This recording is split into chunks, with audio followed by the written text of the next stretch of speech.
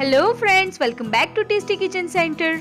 Friends, વરસાદની સિઝનમાં ચા પીવાનું કોને ન ગમે, પરંતુ જો ચા સાથે કંઈક ટેસ્ટી નાસ્તો મળે તો ચા પીવાની ઓર મજા પડી જાય. તો આજે હું લઈને આવી છું ચા સાથે ખાઈ શકાય એવી રવા અને લસણની પૂરીની નવી રેસીપી. જો તમે અમારી ચેનલ પર નવા છો, ચેનલને સબસ્ક્રાઇબ કરવાનું ન ભૂલતા. બાજુમાં રહેલા બેલ આઇકનને પ્રેસ કરો જેથી આવનારી રેસિપીઝની નોટિફિકેશન મળતી રહે. ચાલો ફ્રેન્ડ્સ, રેસિપીની શરૂઆત કરીએ. અહીં મેં 4 ટેબલસ્પૂન તેલ, 1 ટેબલસ્પૂન લસણની પેસ્ટ, half tablespoon chilli flakes, 1 cup રવો, 2 બાફેલા બટાકા અને થોડી કોથમીર લીધી છે. હવે આપણે લો ફ્લેમ પર એક પેન રાખીશું, જેમાં આપણે 4 ટેબલસ્પૂન જેટલું તેલ ઉમેરીશું અને લસણની પેસ્ટ ઉમેરી લઈશું. લસણની પેસ્ટને આપણે સરસ રીતે મિક્સ કરી લઈશું અને એને ગોલ્ડન કરી લઈશું. આપણે અહીં જે લસણની પેસ્ટ યુઝ કરી છે એ ફ્રેશ જ હોવી જોઈએ, જેથી એનો ટેસ્ટ ખૂબ જ સરસ આવશે. હવે આપણે એમાં ચીલી ફ્લેક્સ અને સ્વાદ અનુસાર મીઠું ઉમેરી લઈશું. એને સરસ રીતે મિક્સ કરી લઈશું. મસાલાઓને આપણે સરસ રીતે શેકાવા દઈશું, જેથી પૂરીમાં એનો ટેસ્ટ ખૂબ જ સરસ લાગશે. તમે જોઈ શકો છો કે લસણ સરસ રીતે ગોલ્ડન કલરની થઈ ગઈ છે. હવે આપણે એમાં પાણી ઉમેરી લઈશું. અહીં મેં અડધો કપ જેટલું પાણી યુઝ કર્યું છે. એને સરસ રીતે આપણે ઉકળવા દઈશું.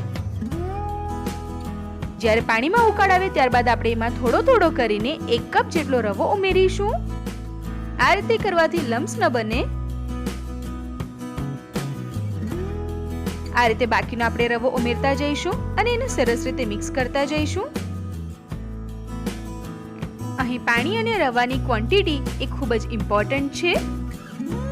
તમને આને જોતા લાગતું હશે કે આપણો જે ડો છે એ બરાબર રેડી નથી થયો, પણ હજી આપણે બટાકા ઉમેરવાના બાકી છે. આ સ્ટેજ પર આપણે એને એક બાઉલમાં ટ્રાન્સફર કરી લઈશું. અહીં આપણે રવાને સરસ રીતે શેકી લીધો છે.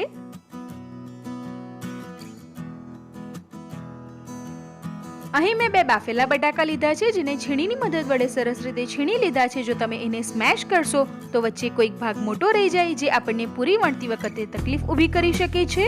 હવે આપણે બટાકાને મિક્સિંગ બાઉલમાં ઉમેરી લઈશું અને એને હાથની મદદ વડે સરસ રીતે મિક્સ કરી લઈશું.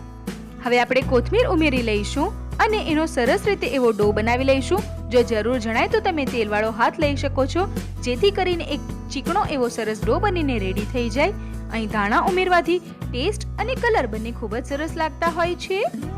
મિશ્રણ ગરમ હોય ત્યારે જ એને મિક્સ કરવું. અને તમે જોઈ શકો છો ફ્રેન્ડ્સ કે આપણો સરસ એવો ડો બનીને રેડી થઈ ગયો છે.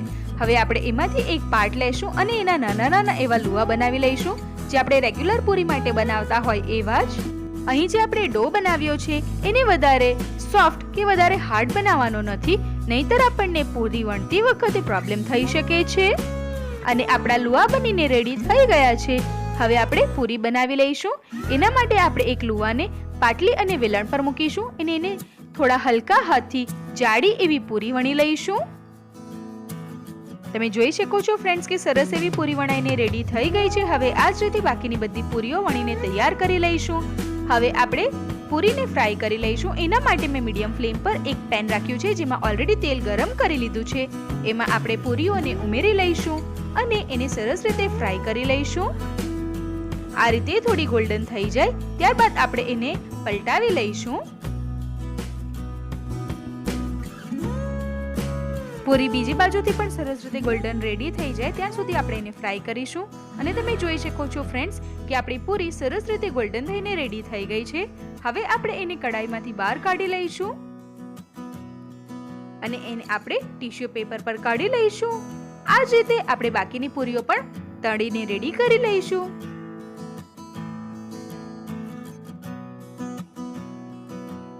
તો તમે જોઈ શકો છો ફ્રેન્ડ્સ કે આપણી બધી પૂરીઓ તળાઈને રેડી થઈ ગઈ છે. હવે આપણે એને એક સરસ પ્લેટમાં સર્વ કરી લઈશું. ફ્રેન્ડ્સ, આ પૂરીને તમે 5 થી 7 દિવસ સુધી પણ સ્ટોર કરીને રાખી શકો છો.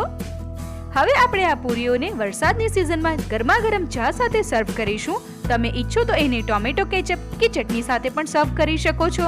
અને જો તમે એને ઈચ્છો તો શાક સાથે પણ ખાઈ શકો કે શાક વગર પણ ખાઈ શકો છો.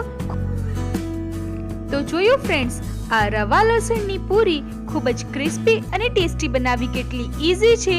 તો જ્યારે પણ કોઈક ફેસ્ટિવલ હોય, નાસ્તામાં, ટિફિનમાં કે ઘરે કોઈ ગેસ્ટ આવે, આ પૂરી ચોક્કસથી બનાવીને ટ્રાય કરો.